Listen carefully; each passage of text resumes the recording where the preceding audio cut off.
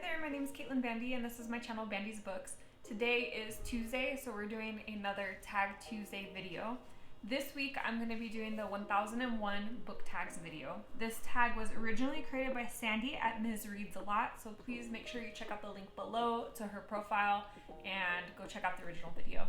Since the original video, I've seen a lot of new versions of this popping up. It's kind of popular at the moment and I've really been enjoying seeing it. There's a lot of cool questions. It's not so much like hold up a book and talk about a specific book, but more talk about different parts of reading and different parts of your life. So I am excited to go ahead and jump into this one today.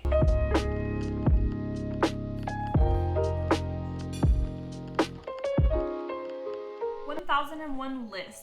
Do you follow any book lists? It can be a prize list or a challenge like the Rory Gilmore list. So I don't follow any lists specifically, like every single year or anything like that. On occasion, I'll see a list pop up somewhere, like, Goodreads at the end of the year pops up the Goodreads Choice Award winners, and I'll look through it just out of curiosity. But I don't base my reading choices on it. It's just more kind of a confirmation of, oh, I really liked this book and a lot of people like that book, or I'm really surprised that this book was awarded. I do like to look at like Pulitzer Prize and some of those, but kind of the same thing. Again, to see if a book that I really loved is getting the respect that I feel it deserves. But yeah, in terms of like reading those lists like the Bible and I'm gonna pick up these books and read them all, no, not so much. 1001 books. Approximately how many physical books do you currently own? How many ebooks? So we'll start with the ebooks because that's the easiest. I don't own any ebooks. I guess, well, actually that's not correct. I have about 5 ebooks through NetGalley. I don't actually like ebooks at all. Most of the time they give me migraines, so I try to avoid reading on computers and phones and things for the most part. I do participate in NetGalley, but I'm very limited in how much I pick up. Like I might read one book from NetGalley a month, and so in that case I'll read it as an ebook and then I just do it in very short spurts. Like I'll keep it on my phone, so when I'm like waiting for an appointment or I just need something for a few minutes, then I read on there. As far as real books, I think in my living room I probably have close to 300. You can see a large part of my bookshelf behind me here. Probably about 300 books in my living room. I have probably another 200 cookbooks or so in my kitchen, and then I probably have another 40 or so books in my bedroom. Those are mostly series. Let's see, so 300, 200, like 550 to 600 books in my house in total perhaps, but I am clearing those books out. It's not like permanent fixtures. A lot of these books I haven't read, and as I read them, I will donate them to little free libraries, giveaways on Instagram or Booktube, and to my mom. There's lots of books that she wants to read that I have, etc. So in terms of like actual permanent books, it's probably closer to like the 200 cookbooks and maybe another 100 physical books after that. 1001 pages. Have you read a book that is over 1001 pages? Is there one that you would recommend, and is it worth the time? What's the longest book you've read? So no, I don't think I've actually read a book over 1001 pages. I would say the longest book that I've read is probably like in the 700 to 800 page range. Some of the Song of Ice and Fire series is pretty long. I'm struggling to remember exactly how many pages they are off the top of my head. I know some of the Harry Potter series is pretty long, so some of those are like probably some of the longer books. I also have read several Stephen King books that were like well over the 500 page mark, and I recently finished The Starless Sea, which is just under 600 pages. Typically though, I would say that most of the books I read fall between like 300 to 500 pages. That seems to be kind of the sweet spot. That said, I do have quite a few big hefty books on my bookshelves, and I'll just show you a couple of them. So I have this bad boy right here. This is Insomnia by Stephen King. This is a chunker of a book. I believe that this is around 800 pages. Yeah, just a little bit under 800 pages. So I mean, if you think about that, that's 800 right there. It's 200 short of this question, and I feel like that's a pretty big hefty book. And then I do have one book that I know is over 1,000 pages, and that is this book here, 2666 by Roberto Bolaño. This author is an author that has been compared in terms of Spanish writing compared to Gabriel Garcia Marquez, who wrote 100 Years of Solitude and Love in the Time of Cholera and other such famous books. So Roberto Bolaño is being hailed as like basically the next really famous Spanish writer. He's actually from Argentina, but this book is about the femicide on the Mexico-American border. If you're unfamiliar with that, if that's a topic I highly suggest Googling and learning about. It's incredibly important, and one I feel very strongly about, that like it needs more attention, and that the women who've been victims of it deserve justice. So this is a fictionalized version of that particular event. It discusses the border, the intricacies of the border, and then this particular femicide of women. This book runs in the like 1,100 page range. I want to say it's like 1125 in total. And for me, the reason I haven't read it yet is just because I read very slow in Spanish compared to English, because it's my secondary language. I have to kind of really focus and take my time. So I'm waiting for a point when I'm like mentally and emotionally ready for it because of the intensity of the subject, and then B, when I can like actually sit down and dedicate the time that it needs. I can sit and really concentrate on the words and take my time with it. So that's on there. And then, let's see, over here, I think I have a couple other big books. Oh, it's not that big. We Free the Stars. I think this one's just over 500. Almost 600, not too bad. And I have some more Stephen King down here. This one's not as big as the other one. This is like right in that 700 page range. That's Needful Things.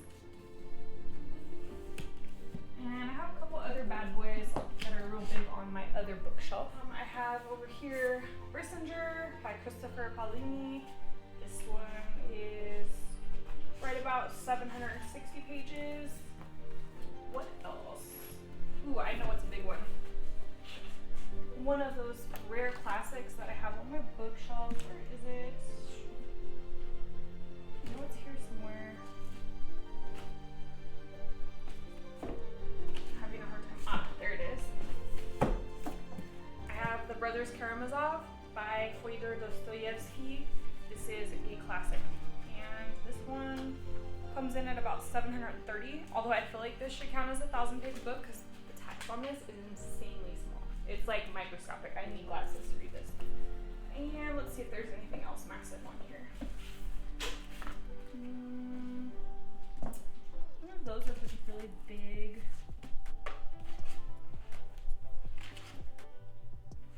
No, nothing too crazy over here. I did just finish the book Children of Blood and Bone, and that was a pretty hefty book as well. I want to say it was like around 600 pages. Let's see what this one is. This one is The Evolution of Bruno Littlemore, and it's just about 600 pages as well. It's by Benjamin Hale. So I think that's the majority of my really big chunky books. 1,001 buckets. Do you have a non-bookish bucket list? What is one thing on the list? I don't have, well, I do have a non-bookish bucket list, but not in the same way that I think most people think of their bucket list. Like in my case, instead of it being like, oh, jump out of a plane once and race a NASCAR and, you know, like all sorts of different things like that, my bucket list is literally to go to every single country in the world. That is my goal before I die, to make it to whatever the formal amount of countries is at that time. I'm currently around 192 to 196, depending on what you reference. I've been thus far to 25 countries, and I'm a little bit behind due to the pandemic, but I hope to continue getting to know more countries. And yeah, that's like probably my biggest goal. That's really my entire bucket list, is just each country is one check mark on this bucket list. I really, really enjoy travel. I love learning about new cultures, or new to me cultures. I shouldn't call them new cultures. I love trying new foods, seeing new places, listening to new languages, all that kind of stuff. So that is probably my biggest bucket list. 1,001 numbers. Do you have a lucky number? Is there a story behind it? Yes, I have a lucky number, and yes, there's a story behind it. So when I was a kid, I had a fascination with the number 13 because it was always viewed as like unlucky, you know, Friday the 13th and all that. So I wanted to be like, you know, a rebel as a child, so I picked 13 as my favorite number. And then when I was a kid, I used to race motorcycles. I still ride motorcycles, but I used to actually like actively race when I was a kid. And I wanted my plate number to be 13. my dad was like, no, you can't put 13 on your motorcycle. It's an unlucky number, first of all, and then second of all, it's like very high up there, which usually the lower the number is, the like better a racer you are. You have to kind of earn those numbers, you know what I mean? So we decided to invert the 13 and stick a 0 in the middle, and my bike number is 301. I have had 301 on my bike for my whole entire like racing career since I was 11 years old. I'm 33 now, almost 34. I forget sometimes. So for 22 years, I've been racing number 301. So that has turned into my specific number. 1001 authors. Do you have a favorite author and or genre? Yes to both.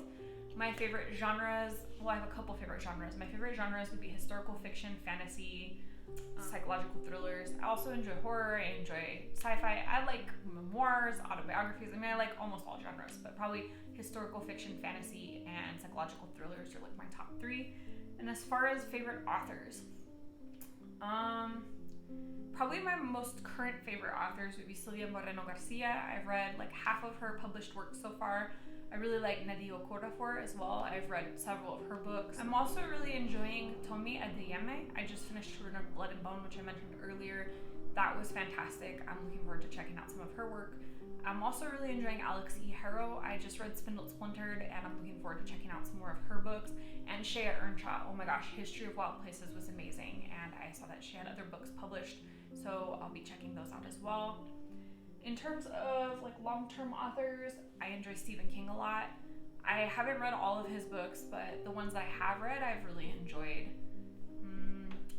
G.R.R. Martin, I like the Song of Ice and Fire series. Tolkien's probably my favorite classic author. It's a good handful there. And then let's see, 1001 activities. Do you have a favorite outdoor activity? Yes, I am a very outdoor-oriented person. Generally, I like to be very active. I like to hike a lot. My partner and I actually go out pretty frequently for hiking. In fact, if you want to see some of our hiking and book stuff mixed together, you can look up here for a link. We just were in Zion and Bryce Canyon a couple weeks ago, and I posted a nice little vacation vlog with little free library book haul attached. And I love rock climbing. I love climbing both in the gym and outdoors. I tend to free climb. I don't really do like roped in climbs and stuff like that yet, but I can do that in the gym. I just am not really like trained to do it outdoors. I love scuba diving. I am a rescue certified scuba diver. I have probably close to 100 dives now through about 8 or 9 countries. I also have night certification, deep diving certification, and cold water certification for a dry suit. So I really love that. And what else? I love going to the gym. I like weightlifting. Yoga. I do yoga a lot to decompress. All sorts of different outdoorsy stuff. I race motorcycles, of course. I can't forget that. I just told you about that in my favorite number section. I grew up racing motorcycles, so that's another one of my big outdoor activities. And if I'm thinking of like more typical sports, then I love like football. I also enjoy camping and backpacking and things like that. I don't know that necessarily counts as a sport, but it's definitely an outdoor activity. And yeah, trekking. I've trekked through the mountains in Peru and down in the salt flats in Bolivia. A whole bunch of different stuff like that. Again, this is one of those questions I feel like I could go on about. So I'll just cut it there and say that yeah, I like a lot of different outdoor activities. And then 1001 book clubs. Are you a part of a book club? Yes and no. I'm not a part of any kind of official book club. I don't do like the Reese Witherspoon or Oprah book club, but I am part of a couple book clubs on Instagram recently. I got talked into a reading book club for a series that I have been avoiding like the plague, and an author that I've been avoiding like the plague. I'm not going to say who or what at this point because I don't want to spoil it for next month when it pops up. And then, excuse me, I also joined another book club on Instagram like just today that rotates the type of book it reads every single month. So I'll officially be starting that in March as well.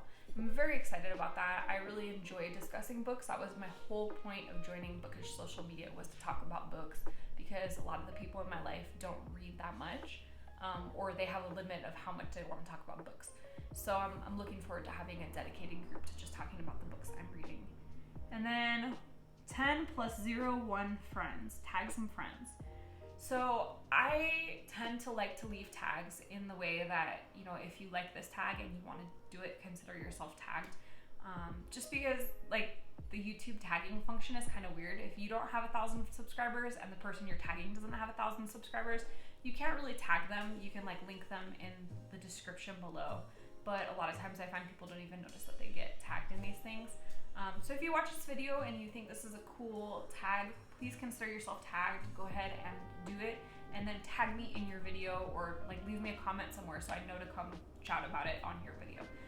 Other than that, if you like this video, hit the thumbs up button. Maybe comment down below. Let me know what the heftiest book you've read is. I'm really curious about this 1,000-page book threshold.